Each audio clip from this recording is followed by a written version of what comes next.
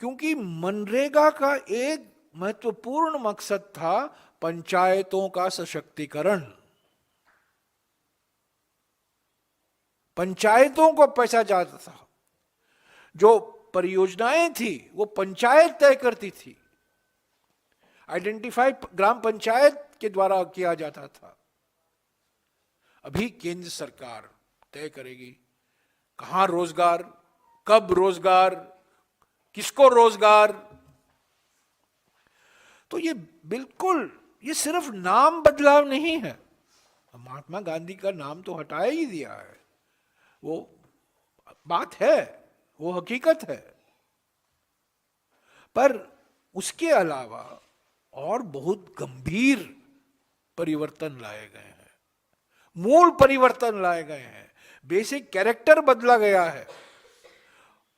एक कानूनी हक जो संविधान से जुड़ा हुआ था, डायरेक्टिव प्रिंसिपल्स से आया कानूनी हक, वो कानूनी हक को समाप्त किया गया है। और ये एक जाने मानी साजिश है। पहला आरटीआई को खत्म किया, वो पहला कानूनी हक यूपीए सरकार का आरटीआई था, आरटीआई को खत्म किया। कल मनरेगा को खत्म किया। मैं आज कहता हूं तीसरा निशाना वन अधिकार अधिनियम होगा, चौथा निशाना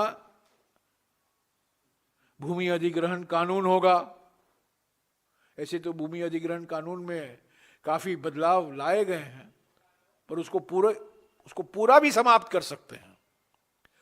और एक दिन आएगा जब खाद्य सुरक्षा कानून, नेशनल फूड सिक्योरिटी एक्ट, जिसको नाम बदलकर प्रधानमंत्री गरीब कल्याण अन्न योजना दिया गया था, उस पर भी कई सवाल खड़े किए जाएंगे। तो साथियों, ये जो हुआ है ये एक प्लान है, एक रणनीति है।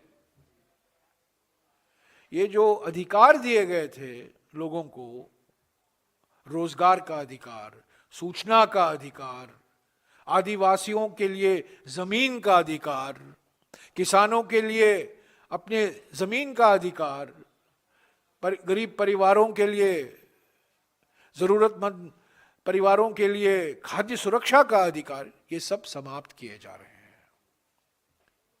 इस पर विचार विमर्श नहीं, मशवरा नहीं, स्टैंडिंग कमेटी में कोई इस पर बातचीत नहीं, कोई विश्लेषण नहीं। और अचानक जबरदस्ती जो हमने देखा है लोकसभा में और राज्यसभा में पिछले 2 दिन से, ये बुलडोजर है, ये बुलडोजर चलाया गया है। मनरेगा में बुलडोजर चलाना,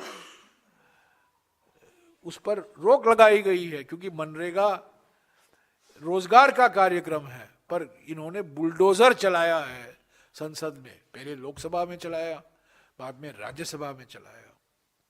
और मैंने कई मंत्रियों से, कई सांसदों से, बीजेपी के सांसदों से पूछा कि क्यों आप जबरदस्ती बुलडोजर चला रहे हैं, क्यों आप 3 हफ्ते के लिए, 4 हफ्ते के लिए इस पर विचार विमर्श क्यों नहीं होने देते हैं।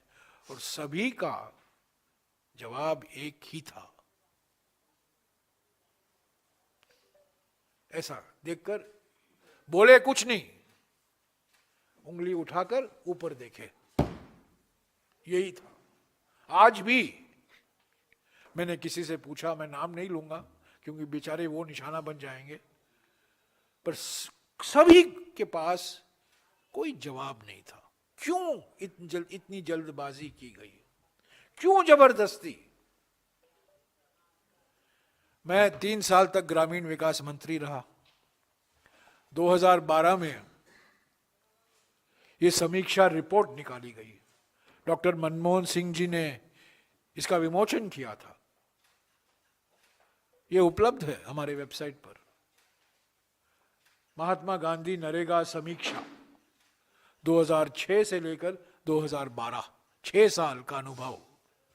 महात्मा नरेगा का क्या असर है, इसमें क्या बदलाव लाने चाहिए, क्या परिवर्तन होने चाहिए, इसमें जिक्र किया गया, इस पर विचार विमर्श हुआ।